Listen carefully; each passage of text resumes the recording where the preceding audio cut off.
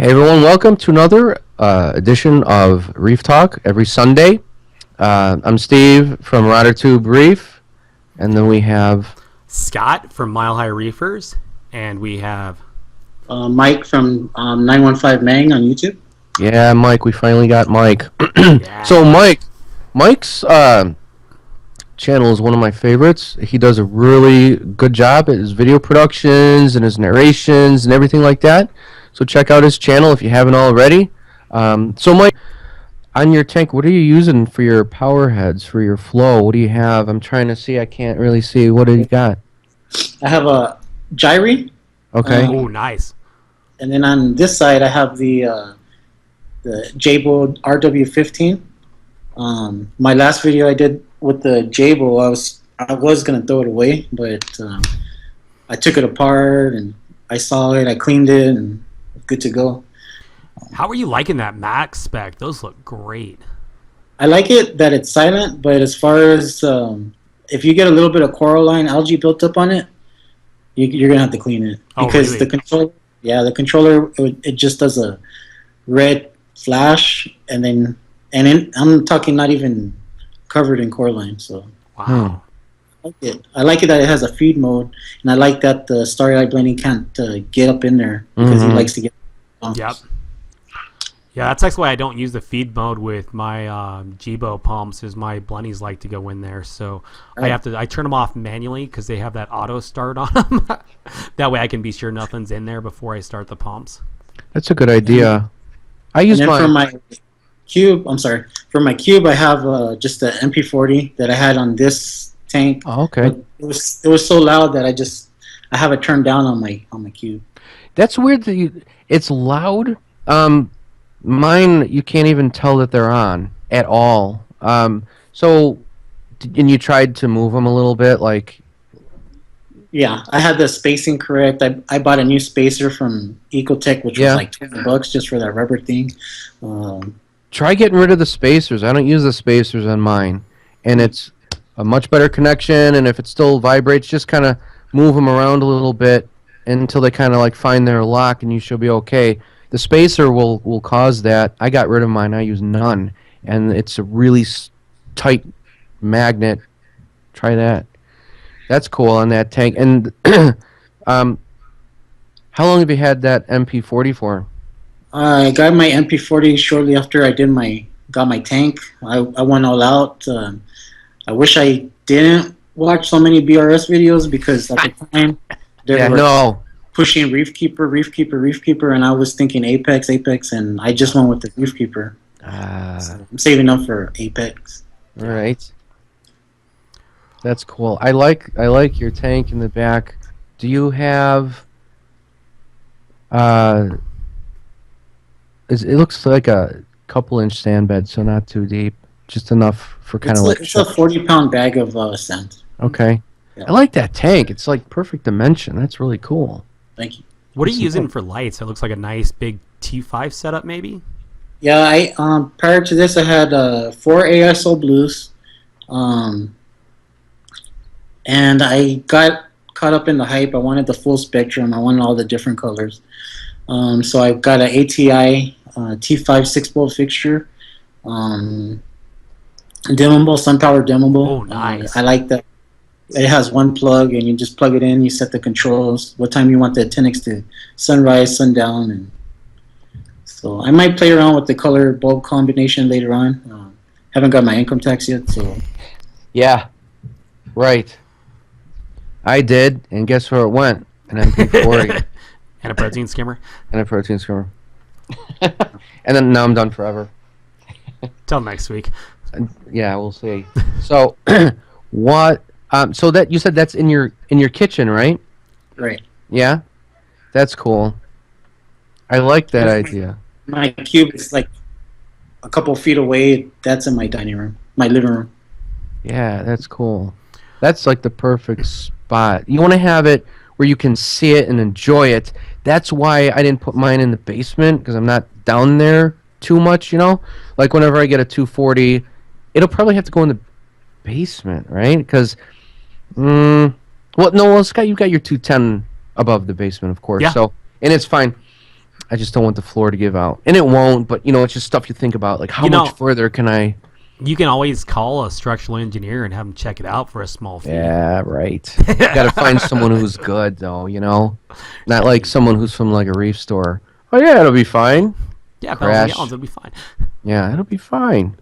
So, like the kitchen, great idea, because you're always in there. It's like the heart of the house for the most part. Mine's when you walk in the front door, it's just right there. It's right there to greet you. And I got the couch right there I lay on, and I just watch the tank. It's just right there. And when you walk past the house, you can see it from the front window we have right there on the porch. Yeah, but the basement, I don't know. I'd love to have it, but... I like how Scott has his basement because that's his man cave.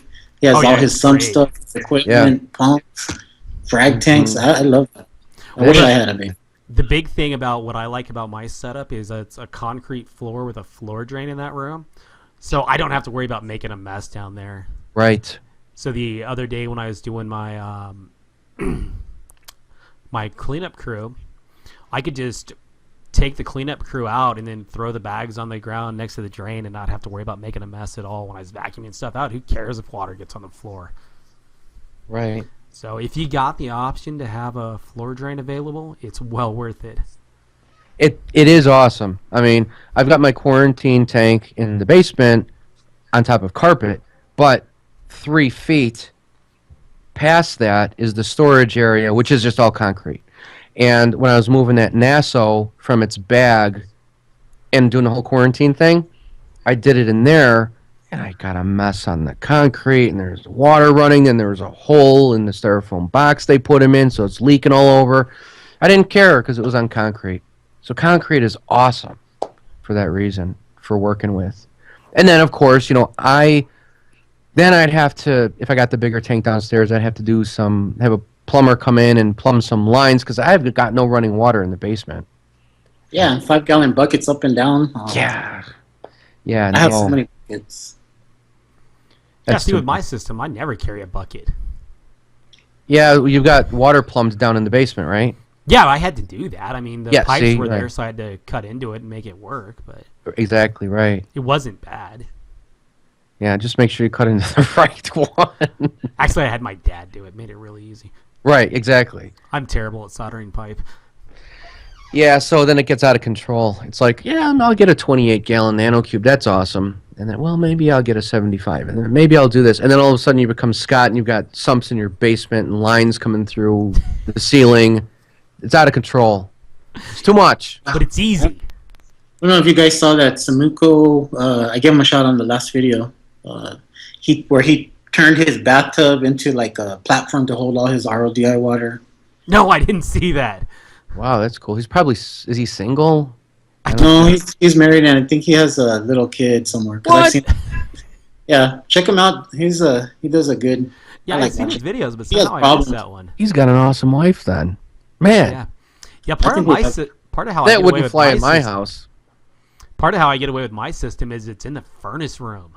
So my wife doesn't go down there. She has no plans for anything in that room.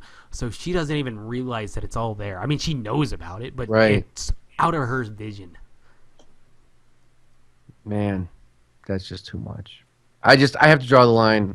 That's awesome, but I just don't think I can do that. That's just, man.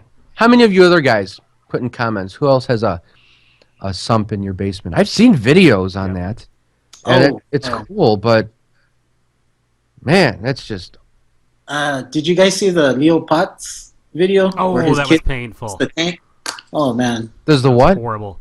Leo Potso, he has like a fish room basement, and kind of like what happened. We all our tanks are... Yeah. These kids were like... Yeah. In there. Oh. Bottles of stuff. That was horrible. See that... Did you ever think about that, Scott? I mean... to be honest, I didn't think about my kid grabbing the stuff and dosing it. My kid kind of hangs out with me when I'm doing most of this stuff. I try to teach him about the tank and all that, but I guess it is a real possibility he could do something like that. I don't dose a lot of chemicals, though. I mean, I use a calcium reactor and stuff like that. So, I don't know. it's definitely something to think about. I'm gonna hold this guy. I gotta do a video with these guys. These are my number ones. Mike, do you have kids? Yeah, I have 3 kids. Do your kids love the 3 tank? kids, 3 dogs. Nice. Yeah, my daughter, she likes to tell me I spend too much money. That I'm spending. My wife, she kind of put me on lockdown, but I'm gonna get some fish. I'm gonna get a doser. I'm gonna buy a test kit. I'm starting to buy little, little by little. My wife asked for a tank, so she's starting to get into this. So. Yeah, that's cool. As long as you throw some pink in here, purples, that's your coral. That's your coral, Yeah, I've done that too. My wife, she's fine with it, but she's said even last week, I hate this fish tank, and it's because I don't know, it causes problems. Cool. Like my tank being in the kitchen, Thanksgiving, Christmas, yeah, right. Things like that. Everybody's like, wow, Yep. that's pretty rewarding. Like us, we see it every single day. Right. We can't, So that's why we're always changing things. That's why we always have to get new coral, new equipment. So. Yeah, that's true. I mean, you got that right there in the kitchen, so a lot of people like it. I mean, it is nice. We kind of take it for granted a little bit sometimes, but when like neighborhood kids come over, there's always a couple of them that absolutely love the tank, right. And I love watching it. I work on it more than I watch it, but I do take the time to just sit and watch the guys for 10 or 15 minutes, which I should do more often. But we've got a little zoo here in the house. Dogs first. I've been spending too much time on the aquarium. I want to get it to the point where it's kind of set up and stable, which it pretty much is. But once that new protein skimmer is in there, I want to get it to the point. Your video, man. Yeah, I want to get that to the point where it's kind of takes care of itself, which is why, a little off the topic, I got away from all my mechanical filtration. It's gone. In my sump, I used to have. Let's just talk about that for a second. What you guys have in your sump. This would be like the 3rd show, I guess. Yeah, it works. Why not? So, I got about 10 minutes for me. But anyway, 15 minutes. So in my sump, I've got coming off the main overflow, I've got the rotor tube. I got rid of my sump sock. And then after that, I just have that biopellet reactor that I built. It's doing awesome. Nitrates are at 0. And that thing is just awesome. And what else do I have? Foam block is gone. There's no mechanical filtration at all, except for that rotor tube. It's a pre-filter. And that's it. I have an eShops 120 skimmer in there, which is rated for a 120-gallon tank. I have a 125. So you should always get a protein skimmer that's rated for higher than your tank. That was running on my 75-gallon, and it was running good. So I picked up an eShops S200, which is rated up for a 250-gallon. That's cool. You stay with eShops. I did. Man, I'm telling you, I was there close. I was right there. I was going to press the button for a Reef octopus on VRS. And I researched so much, and then I just thought, well, I love my eShops. It pulls massive amounts of gunk. It foams like a crazy monster. Why don't I just get eShops again? No, I better get Reef Octopus because it's the best and everybody loves it. Loud. So I'm like, damn, let me get an eShops. So I got the eShops. What'd you say, Mike? I was saying that's the whole reason I went with the DC pump. Because when I bought the classic NW200 Reef Octopus skimmer, yeah, after a while it just was too loud. It kept overflowing on me. I had to stick tape on the outputs and put like a pinhole. Really? I never had issues with the eShops. I love them, and I know that it's like Reef Octopus and all the forums you go to Reef Octopus, but the motor in the pump in the eShops is what is it? The Italian one. The CJ? Yes. It's got that. Reef Octopus does not. Man, I'm telling you, I can't even tell if my eShops is on half the time. I have to look at it, and it's always on. I can't hear it at all. I think Vertex has CG. I like them. What? I think the Vertex has a CG pump. They do. Yeah. So you know what? I'm not saying Reef Octopus is bad. Not at all. I've never owned one, and I know they do an awesome job. I just stuck with what I know. So anyway, I got to the real raw basics. Um, More powerful protein skimmer to get those nutrients out. Um, no foam blocks, no mechanical filtration except a small pre-filter. Trying to keep it as natural as possible. My water is clear. I'm going to rely on my protein skimmer to get that garbage out of the water, um, and that's it. It's less stuff to harbor the nitrates, right? Just get it out of there. There's nothing in my sump. So that's what I've got going on. What about you guys? Yeah, Mike, why don't you go next? Tell us what you got under your tank. Um, I just have a main drain, and then in the overflow I have an emergency drain, so it's two drains. Before I used to have dual drains, and that was just too loud because I figured I only need one drain and keep an emergency drain. I my sump is pretty simple. I have a RLS. I think it's the 8 protein skimmer.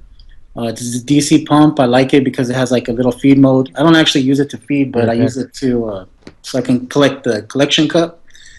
Then I have Chato, and I recently added about 4 or 5 mangrove trees with some nice. like what's that stuff called, ceramic things, and then it goes straight into my return pump. I have one reactor, GFO, and carbon. I tried the bio pellets. For me, I didn't like it. I know you guys are running bio pellets. Yep. I just started because of Scott, so if my tank crashes, you know who I is swear going to by be a him. fault. I swear by him. I used to sugar dose, and Scott's like, "No, you got to do bio pellets. Hey, what are your You wanna be- nitrates at today? You got to be cool." So I'm like, "All right, let me just try it." What are your nitrates at today? 0. So when you said you were running in one reactor with GFO and carbon, are you mixing? No, I have the GFO on the bottom so it can do the tumble, and I have a carbon on Oh, okay. top. So you're splitting them like with foam blocks. Yeah. Okay, cool. It's the BRS Deluxe. Nice. Very cool. That's cool. Nice. So what are you doing for like calcium dosing and stuff like that? Myself, that's why I'm buying a test kit. I had an old Red Sea test kit. I hardly used it, and it's expired now, so I'm going to get a new one. And I'm not dosing anything because... What do you think about those Hannah checkers? Have you thought about those? I think I might want to get one. What do you think?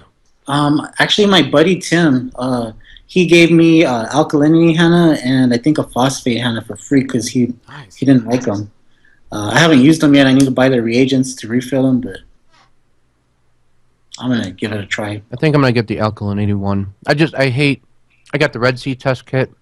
It's great, but man, it's like, I always have to read the instructions every time because there's a lot involved in it. Oh. Nice. So under my tank, running through the drain with a rotor tube, and I've just experimented with putting my carbon in the rotor tube. The idea behind that being that carbon's only good for a brief period of time, 4 or 5 days. So basically every time I clean out the rotor tube, I'm putting a new little bag of carbon in there. So it's a fast, easy way to change that carbon out more often and hopefully keep the nasties down in my tank. I know Steve's going to disagree with the amount of carbon we should be using, but I'm trying this in the rotor tube, and I think it's going to work pretty good for me. So from there, I've got my big, it's like a sheep tank that I'm using for a sump. Things 6 feet by 2 feet, something When like you that. say a sheep tank, you mean... Yeah, it's literally like a stock tank that a sheep would drink out of on a farm. Yeah, I like those. Literally, it says sheep tank on it. So, yeah, there's like no mechanical filtration. I've got a piece of egg crate to keep the algae and stuff and the refugium from going into the main return. And that's actually working really well. It's actually really cool because the algae build up on there and create like a natural mechanical filtration. So that's actually working out really well. And here's something I wanted to ask you. Scott, what kind of a crazy pump are you using from that going to go upstairs back to your tank? From the basement to upstairs. I've got a Panworld pump. I don't remember the name. It's the second biggest one they have. My problem is I need a bigger pump for everything I'm doing. I got an AquaSea EV1000 skimmer, and it takes a massive pump to run that. In fact, the Panworld pump I have is what they recommend just to run the skimmer. So I need to upgrade to a really big pump. There's a high pressure Reef flow that looks pretty good, but it's like $450. I don't have that kind of cash laying around right now to throw at the tank, but I need something better. Yeah, I run one pump to run my skimmer up to my frag tanks, right? And then that same pump runs up to the display. So that pump does a lot of work. It was fine when I first designed the system, but where I'm at now, I need a bigger pump. So whenever the funds are available, I'll be definitely looking into that. For calcium, I've got a calcium reactor. It's a cheap Coral Life. But it's actually doing the job. I'm holding my calcium levels where I want them. So I guess if it isn't broke, I'm not going to fix it. So that's all kind of doing great. Calcium alkalinity is all staying in check. I dose magnesium as needed, but it almost never happens because I hardly ever do water changes because the bio pellets work so well. I mean, they are just fantastic. That's probably why your calcium is a little lower while you're dosing, because well, no, it's the magnesium that I dose once in a while. Calcium and alkalinity are maintained by the calcium reactor. Well, right. But I was going to say, if you were doing water changes, that would be enough to replenish that. Well, no, I don't have calcium issues. My calcium, if you were to go pull a sample right now, would be around 10, and my alkalinity is going to be 9.5 or so. So it's great. But I'm saying you probably wouldn't have to dose calcium if you were doing regular water changes. No, I don't dose calcium. Oh, I'm sorry. No, I don't. The calcium reactor is doing all of it. Well, let me rephrase it. You probably would not need a calcium reactor if you were doing regular water changes like a normal person. No, even on my old 90-gallon, before I had the calcium reactor, when my clam was small, it was still sucking all the calcium out of that water. That big clam uses so much calcium. So water changes to replenish the calcium still wouldn't be enough for you. No way. Yeah, with that clam. Okay. So, I don't have. No matter what I would do, I'd have to dose. With my calcium bio load, let's call it, I absolutely have to have something constantly putting calcium in there. And my calcium reactor is turned up really high. Usually on a calcium reactor, you're going to see somebody like dripping in there. Mine's like a flow in there to keep the calcium where it needs to go. Well, couldn't you just use, like, instead of an auto top-off, like, just add calcium crystals? Yeah, some Calc-Walser I've used before, but it's still not enough. It still doesn't do it. I mean, I bought the calcium reactor because I needed a calcium reactor. I bought the cheap one because at the time that's all I could afford. By the time you buy a regulator and a cheap calcium reactor, I was in it for $450. But to get a good calcium reactor, you're looking at like $400 or $500 just for a good calcium reactor to service my tank. Wow. So it gets expensive. The cheap way would be to go buy the BRS dosing pumps and all that, but then you have to figure out how you're going to dose all the supplements like iodine and all that kind of crap that goes along with it. And the calcium reactor in theory gives you all that because you're breaking down dead coral skeletons which already have that stuff locked up in it. So there's not a good way to test for all that kind of stuff. So I'm hoping they're getting everything they need. It probably wouldn't hurt to dose some other micronutrients and stuff like that. This is where it gets dangerous. Financially wise, everything you just said sounds pretty complicated and crazy. You know, it's simple to maintain once you get it, and long run cost, it's actually, I think, cheaper because the cylinder of carbon dioxide costs $10 to fill up, right? And you go through that every few months. It's not very often. You throw $10 at it. The calcium media lasts a long time. That stuff breaks down slowly. So it's really inexpensive to maintain a calcium reactor, but it's really expensive to buy it. I suspect on a system like mine, long run, the calcium reactor is actually cheaper than going the BRS or any other two-part system. Yeah, you've got a lot more corals than I do. I just have a few for show, a few for looks, icing on the cake for my tank. When they go, I will probably not have any more corals, but I have I've got the few that I love. I got my Duncans, I've got my star polyps, I've got my frog spawn, and my hammer, and that's all I need. Try some softies, I'm telling you. Yeah, I know, and I know, and I will. I'm gonna get that leather, but that's why I'm different. Like a weekly water change replenishes my calcium. It stays around 400, Yeah. and then every couple weeks I do have the calcium crystals. I'll throw in like half a cup and 10 gallons with my salt mix in my Rubbermaid container when I'm making my salt. And every couple weeks is good enough for me just to keep them up because my tank has got a lot of coralline algae, and that's what I love. And I like to feed that stuff, so I like to keep my calcium around 450. But I'll But guarantee you my clam has more calcium used than your own yeah, tank. It's yeah, I'm it's sure. crazy how much calcium that big clam uses. So don't buy clams, is what No, you're buy saying. clams are fantastic. I love clams. Just plan on dosing calcium. The clams are great. Do you have any Yeah, clams, I was Mike? thinking about getting more. What's that? Do you have any clams? I have one blue clam. It's like blue and purple. When I do it top down, uh, it's totally different color. Yeah, that's how mine are. They are amazing. The color change between the side and down. And are yours the same, where they're just so much more vibrant when you look down at them? Yeah, I like the top down views. It's just I have to get a ladder because of the height of my tank. Yeah, me too. Yeah, but I don't know. Kalkwasser. Well, I'm gonna find out once I start testing. But since I started using Kalkwasser, I have a explosion of that coralline algae all over the place. Great. Good. Yeah, I mean, if your demands even up to moderate, calc walls will probably get you where you want to be. That'll be awesome. Yeah, that stuff is really good for maintaining your levels of where you're at. That's why I don't have a lot of corals because they can be pricey. There's the whole quarantine issue because you can't use copper, and then man, they're just pricey. They're gorgeous, but it's just a trap I don't want to get involved in because I spent enough money on this hobby. That's just me. Softies. Softies, I'm telling I you, know. softies. Yeah.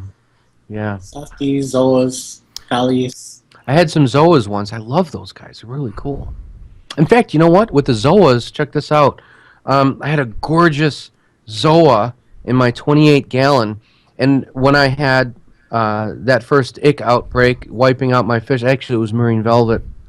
I didn't know what the hell it was, and this is before I found out answers when I was starting out in the hobby. I actually got rid of my Zoa because I was desperate. It was not too large, but because they can be toxic, they can release toxins in the water when stressed, whatever. I thought, man, maybe this thing's killing my fish, releasing toxins. I unfortunately got rid of it, which was stupid. But I didn't know. My fish were dying at a rapid rate, so I thought it was my Zoa. I didn't know. Now I do, but whatever. But I'd like to get a Zoa again. Those things are awesome, especially when the blue lights come on at night. Man, those guys are cool. Nice. Damn it! Now I gotta go buy a Zoa. Now I'm thinking about it. Nah, buy like a big leather or something. Tell me. Yeah. Colt coral, something like that. Do you have any leathers, Mike? Yeah, for a long time, my leather was just kept fragging itself. I fragged it one time. I rubber banded to the rock. Then it started fragging itself some more. So I got like 3 Tyree leathers in here. Nice. And then in my cube, I got like 3 or 4 or 5. I had even sold some to local reefers. I think that's the best way to go get stuff Yeah. from other people's tanks. Yeah. So do you like the leather more, if you had to choose, or the Zoa? Oh man, Without even thinking about it. Zoas. I like the different variety of colors that the Zoas and Pallies come in. So for me, Pallies. If I could, I would just have a Zoa tank. That would be awesome. Maybe I'll get one of each. I don't know. I got to get a quarantine tank ready because right now I have nothing. It's all fish, I cannot use my 28 because it's been riddled with copper. So probably in the spring I'll clean that out and get rid of the copper, and I'll use that 28 gallon for a coral tank. But whatever. So yeah, I'll get a Zoa again, and whatever. Too much invested in fish. I got to get these fish acclimated first. But I'm really looking forward to showing you guys all these tangs, and then especially that Nassau, man. This kid's doing good. He's eating.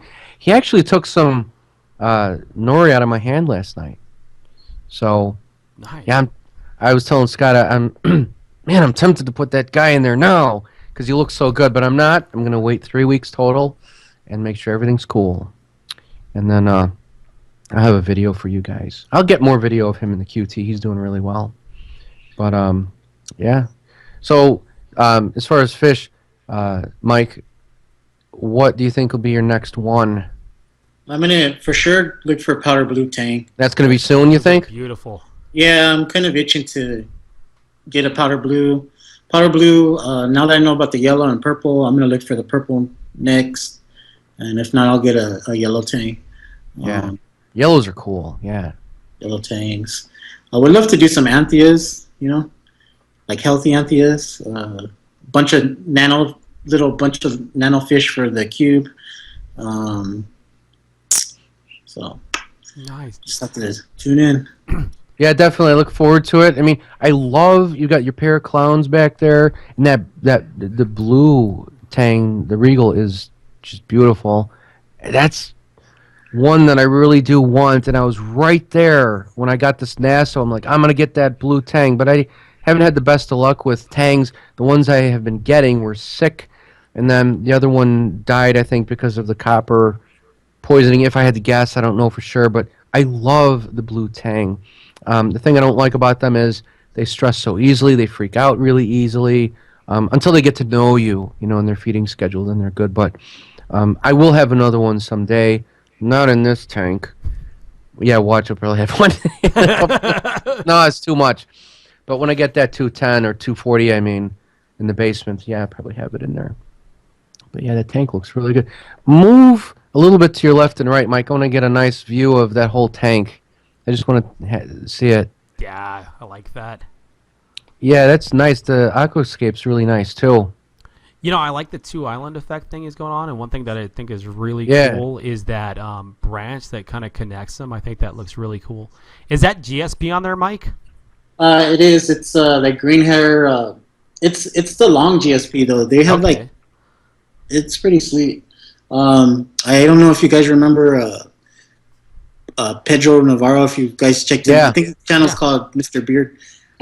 He's from El Paso, and he used to be the Reef Club president for us, and so during the meetings we'd have like $1 per auction frags, and Oh, that's how I that's got a lot of cool. my stuff.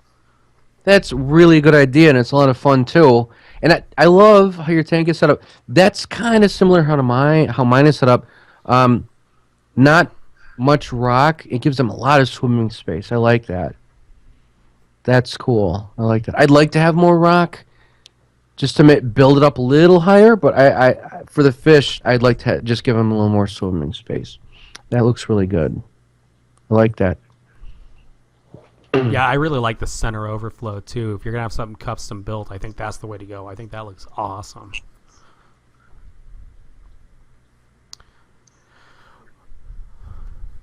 Well, cool. What do you right, think, Mike, Steve, you is this can a good sit place down. to cut it, or? Yeah, I do. Mike, you want to add anything else? Wrap up the show. Talk about your tank, whatever you're going to be doing in the future here. Okay. Well, thanks for having me, guys, on. It's been fun talking to you guys. If you haven't done so, like, subscribe my channel. I always do videos, usually Sundays. I like to give out shout-outs to other reefers, good channels. The reefing community is pretty good. And thanks a lot for having me on there, guys. I really enjoy doing this today, and I enjoyed the other videos that you guys done. So thank you. No problem. It's good to have you on. I enjoyed your videos. It's why I reached out to you. We both do. Want to have you on again. Anytime. Just, drop us a line. If any of you guys or girls want to be on the show, contact us. Drop us an instant message on our channels, or you can visit my site, roddertube.com, or send me an IM on my channel. Please make sure to check out Mike's channel. It's one of the really good ones out there. He puts a lot of time and effort into his videos.